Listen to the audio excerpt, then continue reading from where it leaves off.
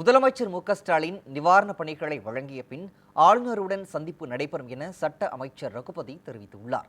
புதுக்கோட்டையில் இது தொடர்பாக அவர் அளித்த பேட்டியை சூப்பர்பைட் பகுதியில் தற்போது பார்க்கலாம். சிறையில் இருந்து பாதுகாப்பு, மிகுந்த பாதுகாப்பு இருக்கிறது. ஆனால் அந்த பாதுகாப்பை மீறி ஒரு சில சமயங்களில் சிறை கைதிகள் தப்பிச் செல்கின்ற சம்பவங்கள் நடந்து விடுகின்றன. ஏதாவது ஒரு வழியிலே அவர்கள் வெளியேறி விடுகிறார்கள். ஆனால் உடனடியாக கண்டுபிடித்து அவர்கள் மீது நிச்சயமாக நாங்கள் பிடித்து விடுவோம். அதில் எந்த விதமான சந்தேகமும் கிடையாது. எனவே புழல் என்பது பாதுகாப்பான ஒன்று.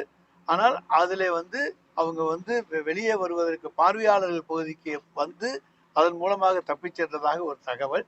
எனவே எப்படி வந்தார்கள் என்பதும் நிச்சயமாக தப்பிச் சென்றவரை நாங்கள் மிக விரைவிலேயே பிடித்து விடுவோம். தமிழ்நாடு காவல்துறை அதில் மிகவும் கெட்டிக்காரத்தனமாக விரைந்து செயல்பட்டு பிடித்து விடுவோம். இன்றைக்கு சிறையில் இருக்கக்கூடிய சிறைவாசிகள் அவர்களுக்கு மன உளைச்சல்கள், தன்னுடைய குடும்பத்தார் எப்படி இருக்கிறார்கள், குழந்தைகள் எப்படி இருக்கிறார்கள், பெற்றோர்கள் எப்படி இருக்கிறார்கள் என்பதை பற்றி தெரிந்து கொள்ளக்கூடிய வேண்டிய அவசியம் அவர்களுக்கு இருக்கிறது. மன உளைச்சல்கள் அதனால் ஏற்படுகின்றன.